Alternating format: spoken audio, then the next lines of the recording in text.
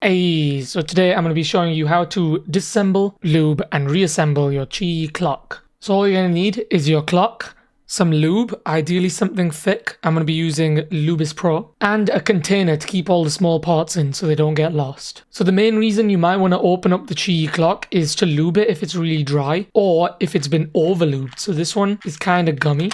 This is my brother's QiYi clock that I'm going to be using today. I think he over-lubed this one. So we're going to be opening it up, re-lubing it, and then reassembling it. So I'll show you how to do that all today. So the first step is to unscrew all 4 of the screws on the QiYi clock. But be careful because on the other side we have these small bolts or nuts. So we want to make sure we keep those whilst we're unscrewing. There we go. So that's the first nut removed. And that's why the container is very handy. There we go. So that's the first screw. And then we just repeat that for all 4 sides. There we go. So on the last side, the screw's still on, but I've removed the nut.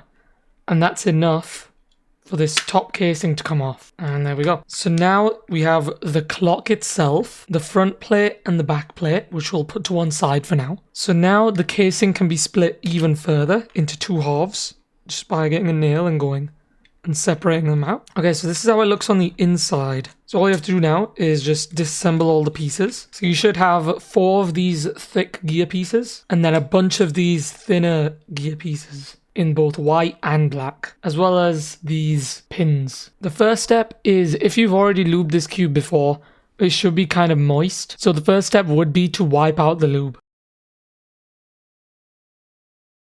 Okay, so the main contact point between the clock and the gears themselves is the ring inside the clock casing, this bit here. And so when we put it in, it spins. So we want to apply the lube on the inner rings of all 9 rings on this case, and then all 9 rings on this case, and then add a gear and just spin it around like that, just to get the lube to distribute. So I'll demonstrate. So I'm going to be using Adheron, although any silicone lube will work. And all you have to do is add a small blob, like so, onto the ring there. And I'm going to add it onto the first row for now. So all you have to do now is get one of the opposite color for the inner bits, and then one of these thick pieces for the corners, and put them on, and just give it a little spin to let the lube distribute. So you want to use a tiny amount of lube to start with.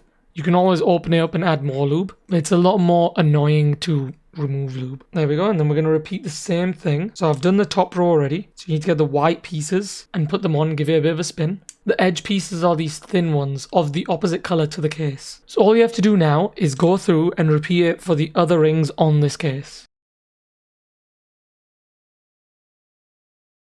So the black side should look something like this, with the white edges in a cross shape, and then the black corners, these thicker pieces. Now what I do is I put a dab of lube on this inner ring, all 4 of them, and then add the pin white side down, because this is the black side, and then give those a little spin.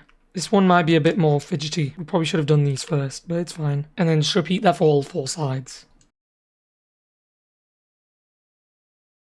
And there we go. So it should look like this. So all we have to do is do the exact same thing on the white side. So remember that even though we're not putting in the corners or these pins, we still need to add that blob of lube so that when the 2 pieces combine, it breaks in really nicely. And now, given that the clock is magnetic, this next bit shouldn't be too difficult. So I'm going to have 12 o'clock facing upwards on both sides. And then all you have to do is put the 2 sides together. So you just line up the pins.